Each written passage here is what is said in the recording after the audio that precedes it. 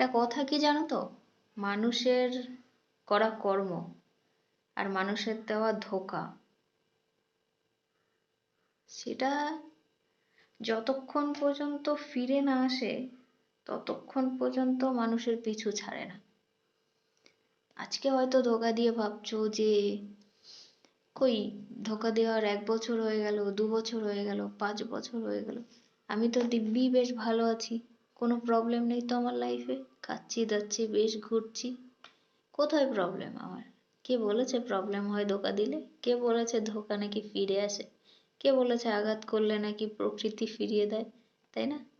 আচ্ছা, মনে করো যে তুমি 96 ইয়ার বাঁচবে, তুমি ধোঁকা দিয়েছো যখন, তখন ধরো হার্ডলি তোমার বয়স 40। 40 বছরের পরে 5 বছর খুব ভালোই যাচ্ছে, আর তুমি ভাবছো যে সব ঠিকঠাক আছে, আর হয়তো কিছু হবে না, হওয়ার হলে এতদিন হয়ে যেত। একটা কথা বলো তো, এই কথাটার কি গ্যারান্টি আছে যে এই গেল 5 বছর যেমন গেছে, ফিউচারের 5 বছরও তেমন যাবে? তুমি তো বাঁচবে 96 বছর, তার মানে 40 বছর এখনো 40 বছরের বেশি বাকি আছে। তো তোমার কাছে কি কোনো গ্যারান্টি আছে যে সামনের 40 বছর ঠিক এইভাবেই কাটবে? কোনো ঝামেলা নেই, কোনো ঝঞ্ঝাট নেই, শারীরিক কোনো কষ্ট নেই, মানসিক কোনো টেনশন নেই, আছে কোনো গ্যারান্টি? কোনো গ্যারান্টি নেই। ভালো করে একটুখানি খেয়াল করে দেখলে দেখবে যে অনেক মানুষ অনেক মানুষকে কাঁদিয়ে ধোঁকা দিয়ে আরেকজনেরকে বিয়ে করে নেয়, ধোঁকা দিয়ে। মজবুরি একটা আলাদা জিনিস, কিন্তু ধোঁকা দিয়ে।